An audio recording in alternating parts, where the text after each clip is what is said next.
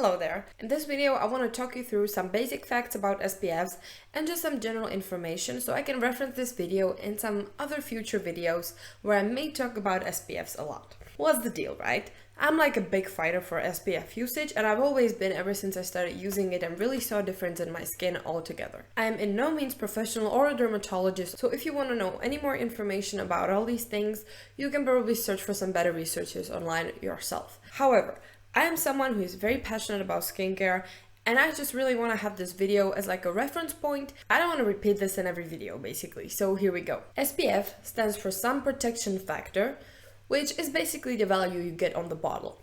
What this effectively means is that it's kind of like a multiplicative factor of the time you take to burn on the sun. What it does is that it prolongs time that you are protected when you're on the sun. So let's say you usually burn after 10 minutes in the sun. If you wear SPF 30, this means that this time is going to be multiplied by 30, which means 300 minutes, theoretically. Of course, there's a lot of different factors that go into this, but theoretically, in the best case scenario, this is how much you could be protected. Of course, in reality, this time is a little bit lower. However, this is kind of effectively what the number means. From what I've read online, it is important to wear at least SPF 30, and it is also recommended to reapply it every 2 hours. SPF actually helps you with a lot of things.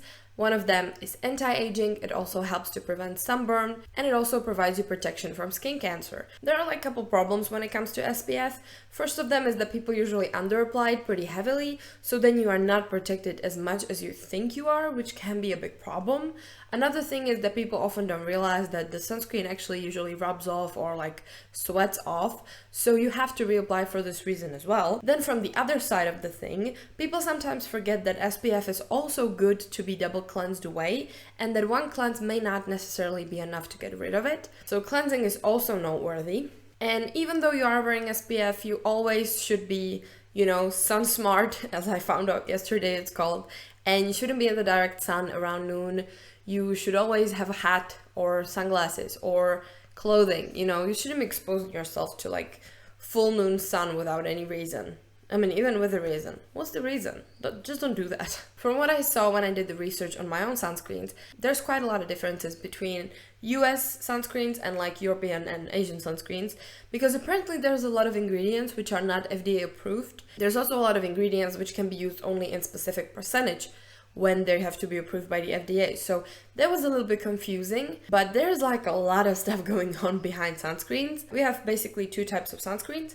One contains chemical filters and one contains physical filters. Chemical filters are usually in general easier to apply. They usually don't have a white cast. The thing the filter does is that it absorbs the light, and it also has to react with the skin in order to be able to do that. So you have to let it sit for like 20 to 30 minutes before you can actually go out to the sun. Now the other type of the filter is a physical filter, which kind of, as it indicates, it's like an immediate barrier on your skin. So basically you can just put it on and you're good. Some people claim that it is better for sensitive skin. However, I did not find all that much evidence on it, mostly just like some personal opinions, which is fine, stuff works differently for everyone. There are also two different types of UV rays. You have UVA and UVB, and in general there are like two metrics for measuring the protection for the sunscreen of each of these rays. In Europe it's often called broad spectrum protection, which means that it protects from both of these rays. However, most of my Asian sunscreens and some of my European sunscreens also have like the different metric they use to measure that, just the UVA. So let's just go over the types of the rays, okay? So first you have the UVA rays, which cause aging. They're a little bit more penetrating, so they do not burn the surface, but they go deep into the skin, and they can cause skin cancer and aging. And the effectiveness of protection is measured in like the PA and a couple pluses. So we usually see like PA3 or PA4 pluses. The 4 pluses are like the highest possible protection. 3 are still very, very high protection. So those are kind of the things you usually see on like the Asian sunscreens. And then the usual metric we are used to, which is SPF, is used to denote protection from the UVB rays. The UVB rays are actually the ones that cause the skin to burn.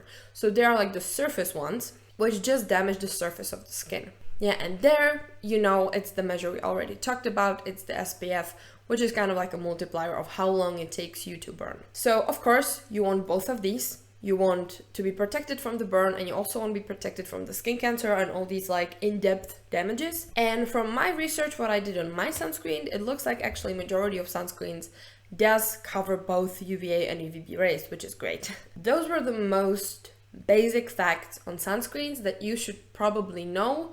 Maybe you already do. If you do, good for you. If you don't, I hope you learned something a little bit new today. And if you came here from another video, you can go back now and finish that one. Thank you very much for watching. Consider subscribing. And if you want to see more videos where I talk about SPFs, you can check out the playlist. Bye!